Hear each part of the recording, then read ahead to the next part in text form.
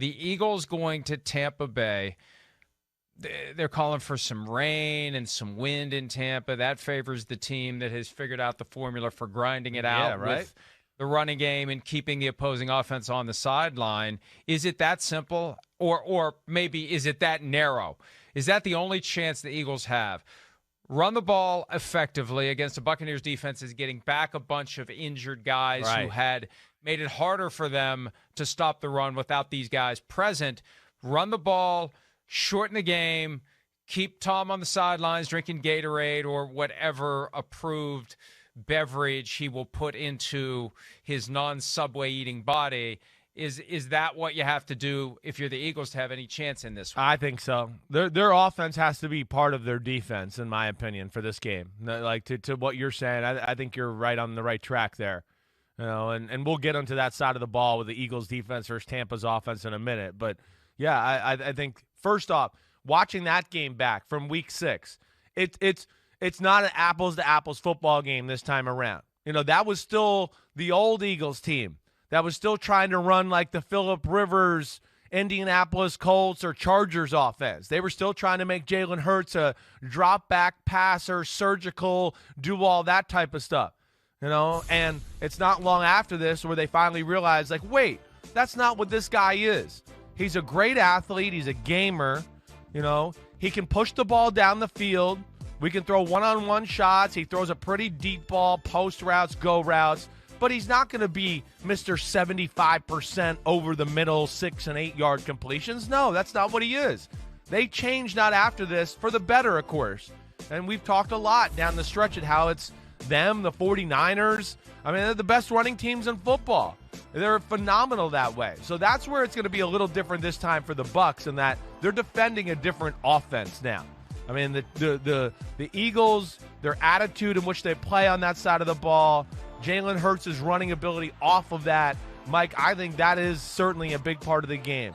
Them being able to control the clock and the flow of the game with their own offense and staying on the field that way, because, yeah, I have true concerns about the Eagles being able to stop Brady and the Bucs offense. I don't think that's going to happen very much. That was a Thursday night game, week 6. It was 7-7 late in the first quarter. By the middle of the third quarter, the Buccaneers were up 28-7. 2 rushing touchdowns by Jalen Hurts after that narrowed the gap to 28-22 when it looked like the easy cover for the Buccaneers. That was also the game that had referee Clay Martin separating Derek Barnett. Remember that? And Tom Brady after an interception. After an interception. I mean, just bizarre getting involved while the play was still going on to keep Tommy from possibly the weirdest crap ever. I saw it yesterday. Yeah, by Derek Barnett. Weird. So weird. It's football. Like, it's the middle of the play. He's allowed to block the quarterback. Holy cow. Crazy. But you're right. You're right about the fact that the Eagles have changed their identity, and this is why Nick Sirianni, who knows whether or not he got any Coach of the Year votes, because the AP process is 1 vote per candidate per voter, so it's all in with one person. I don't know that Sirianni was so good that any one of the voters would say he's the best of all, but what he did that was really impressive was he mean to anybody? I don't know. If he was mean to somebody, he might not got any votes. I don't know. No. You got to worry about those relationships. You got to have good relationships, or you can't last as a coach in the National Football League. It doesn't matter if you win football games. You just have to have good relationships. If you have good relationships, you can weather the storm. But Sirianni did indeed. And it all kind of started with that goofy press conference. Plant a flower and the flower will sprout. And it was great. They got flowers all over the place now, do. though. But you know what? You're right. This is one of those where it's going to be a challenge for the Buccaneers because, yeah, it's a very different team than the one they faced. So throw out that film and study far more closely film of what the Eagles have done in more recent weeks. That's what it is. Yeah, they got to get a feel for this. And, they're going to have a little bit of a feel because they got to defend Taysom Hill and the Saints offense to a degree there. So there will be some carryover for their football team. But this is a different animal. It really is. And the fact that, hey, Jalen Hurts, of course, is a talented runner. But this offensive line is, in my opinion, it's top 2 or 3 in the game right now. And that's what I'm excited to see. Can Vita Vea, Sue, JPP sounds like he's in the back, Shaq Barrett, their ability, what can they do? We know they're so great at stopping the run. You got linebackers like Devin White, who are certainly great in space and can run sideline to sideline. But I haven't seen really anybody slow down this Eagles running attack as of late. And then add on to that, Mike, you control the clock. First down, you're running the ball.